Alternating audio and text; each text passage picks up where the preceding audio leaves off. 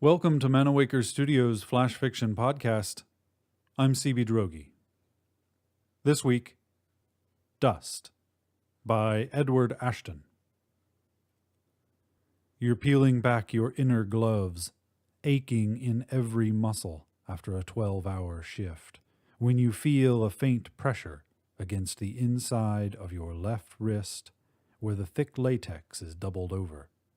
You barely have time to register the sensation before it disappears with a soft pop. And a cloud of tiny motes appears around your hand, sparkling in the harsh white lights of the decontamination room. Your heart lurches, and you yank your hand back, but it's a spastic movement, directed by your terrified lizard brain rather than the part of you that thinks, and those few centimeters of exposed skin at your wrist pass through the cloud before you stagger backward, cradling your arm to your chest. You look down to see a thin dusting of gray specks on your skin, then feel a brief, almost painful tingling as they disappear, leaving behind an angry-looking scattering of tiny red bumps. You stare at the pattern of spots, frozen, until they begin to form red constellations against your sweat-grimed skin. The burner is less than 2 meters away. Will charring up to the elbow be enough? You try to think back to your training, but your mind is a howling void. Has it been 10 seconds yet? 20?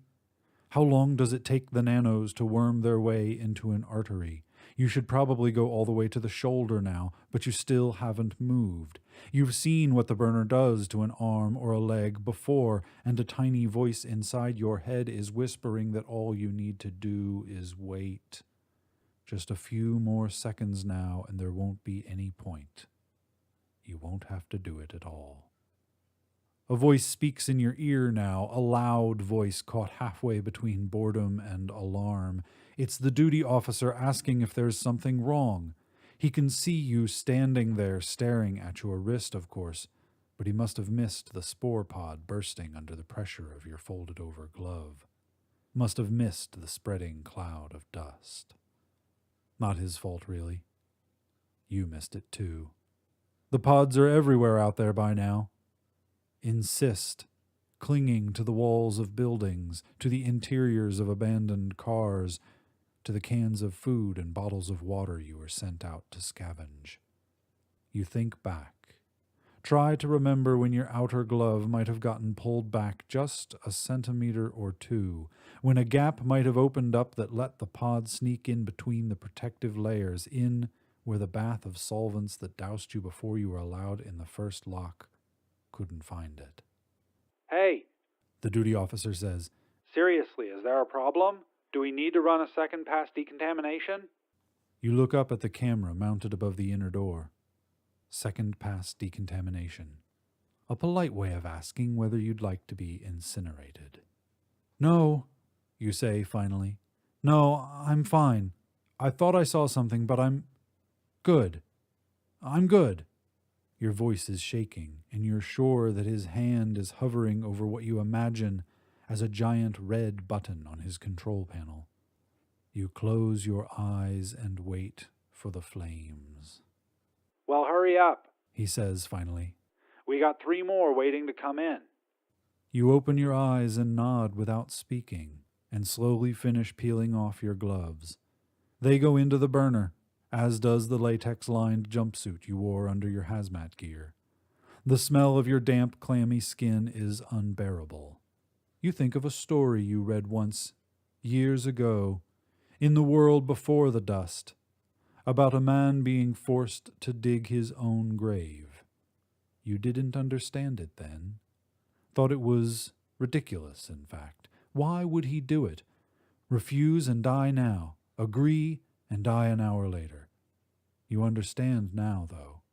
You're a walking corpse. Far more surely than the man in the story, and the grave that you're digging is not only your own. You know this, just as you know that the flames would give you a far quicker, cleaner death than the dust will. You know these things. But your lizard brain doesn't. And it's been in full control since the moment you saw that cloud of dust coalescing around your hand. All it knows is that death is final and that no price is too high to pay for another hour, another minute, another second. All it knows is not yet, not yet, not yet. Would it make a difference if you had a family, a wife or a husband, a beautiful pigtailed daughter waiting for you inside? You remember stories of fathers charging into burning buildings, of mothers offering up their bodies to shield their children from hails of bullets. Maybe. There were other stories, though, probably more true, of mothers and fathers selling their daughters' bodies to buy another day's bread. Who's to say what kind of parent you'd have been if the dust hadn't come? You hear a dull thumping now coming from the outer lock. There are 3 others outside, waiting their turns. Will the dust you've left behind find them? Doesn't matter. The nanos inside of you are multiplying already, converting your bones and blood and organs into copies of themselves. In a few hours you will bloom, and that will be that. Naked now, you walk slowly to the inner door. You close your eyes, take a deep breath in, and let it back out. Is that a twinge already? Can't be. The pain shouldn't start for another hour or more.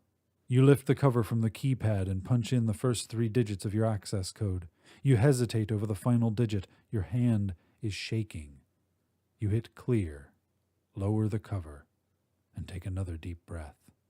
And then, as if from a great distance, you hear the words, "I'm infected." It takes a long moment for you to realize that they've come from you. The duty officer is shouting, but you can barely hear him now over the roaring in your ears and the hissing of the snapped-open fuel vents.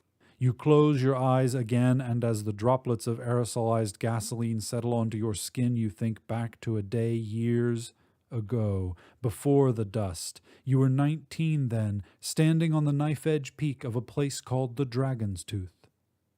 The sun was high and hot in a cloudless blue sky, and the green farmland of the Shenandoah Valley was laid out below you like a salt map, 600 meters down. The shadow of a hawk passed over you. You looked up, squinting into the sun as he circled around and called to you. You feel the warmth of the sun on your face, and for a moment, just at the end, you can almost believe that you're there again. The hawk dips lower. You reach out to touch him. The sun in your eyes is blinding as the world flashes white. This has been Dust, written by Edward Ashton, and originally published in Daily Science Fiction. Flash Fiction Podcast is supported by Manawaker Studios patrons on Patreon, the voluntary pay-what-you-want subscription service. To find out more or to become a patron, visit patreon.com/Manawaker. For more information about Manawaker Studios' other projects, including books and games, visit manawaker.com, which is also where you should go to learn more about the authors featured on this podcast or to get details about submitting a story. The Flash Fiction Podcast theme song is by Kevin MacLeod. I'm CB Droege. You can follow me on Twitter and Facebook at CBDROEGE. Thanks for listening.